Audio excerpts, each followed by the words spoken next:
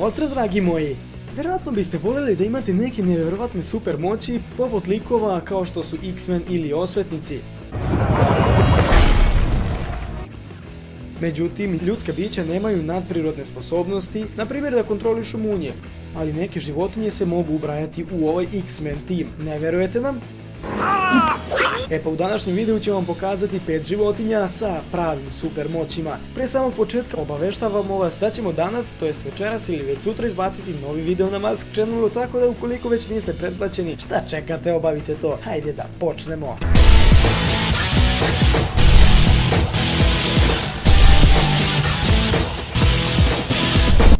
Isus Bubice. Sposobnost hodanja po vodi je zaista fantastično, zar ne? Pa ovim savršenim insektima pozavideo bi čak i Flash. Telo i noge ovih malih insekata obložene su hidrofobnim mikrodlankama koje im omogućavaju da klize po vodi kao po ledu. Da, tako je. One niti plivaju, niti uskaču u vodu, već bukvalno klize po površini vode i to u veoma pristojnoj brzini. I tako love manje insekte koji nemaju ovu super moć. Dva para široko rasprostranjenih nogu im dozvoljavaju da održavaju balans ili ravnotežu na vodi, a druge dve noge koriste za brzinu i za lov i isto tako da pojedu taj plen. Iskreno ne znamo tačno kako ovi insekti imaju ove veštine. Možda neki super heroj ima veze sa ovim. Šta vi mislite? Leteća veverica. Ova mala slatka stvorenja žive praktično svuda u Evroaziji i ne ističe ih samo njihov šarmantan izgled i rasrasita krzna, već ove veverice kao i druge vrste referiraju da većinu dela svog života provedu na drvetu, ali se ove vrste veverica spuštaju mnogo ređe na zemlju nego ostale vrste. Ne zbog njihovog specijalnog izgleda i ne zato što ih je sramota šta će drugi stanovnici šume da kažu na račun njihovog izgleda ili da će ih zafrkavati zbog svog čudnog tela.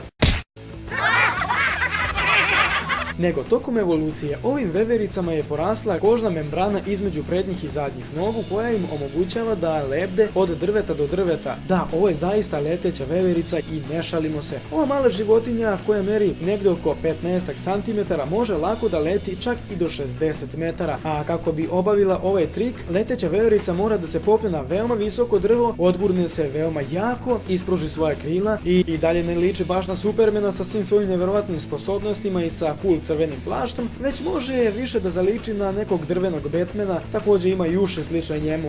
Pa nemojte da vas iznenadi ako tokom šetnje u šumi vam ovo slatko stvorenje skoči na rame i pita vas: "Ej, kako ste?" Žabe.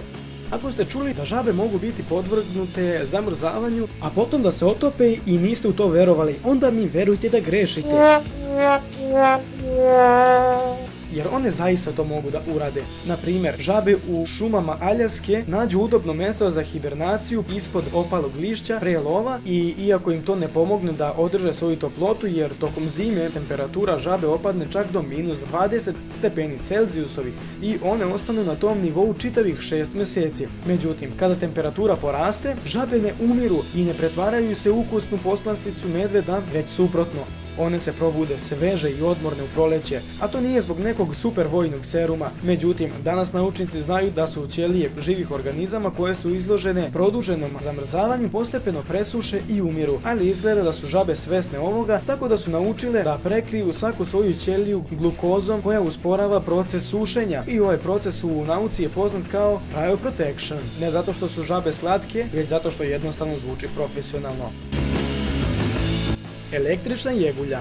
Uprkos njenom imenu, električna jegulja nije samo obična riba, već je ona daleki rođak soma, što dođe nešto otprilike kao rođak po babine linije ili neki daleki ujak ili stric. Dužina tela električne jegulje može da iznosi oko 3 metra i niz njeno telo se nalaze posebni organi koji su spakovani na bočnim delovima, to jest po strani ove životinje, i zauzimaju oko 4/5 njenog tela. Ona ima sposobnost da se napuni i da se isprazni elektricitetom pod naponom od 1300 volti, što je nešto kao pokretna elektronska stanica. Ona tačno zna koga, zašto i kada će da napadne svojim elektrošokovima i koristi njene sposobnosti ne samo da bi se zaštitila, već također da bi zapanjila svoju potencijalnu večeru. Uprkos činjenici da je većina ishrane ovog morskog stvorenja zapravo obična riba, odrasle jegulje može da usmrti čak i odraslog jakog konja. A to je upravo razlog zašto električna jegulja predstavlja ozbiljnu opasnost za život i zdravlje ljudi i prilično ju je teško proučavati, posebno sami riba ribari kao i naučnici ne žele da proučavaju ove jegulje jer nisu baš prijateljski nastrojene.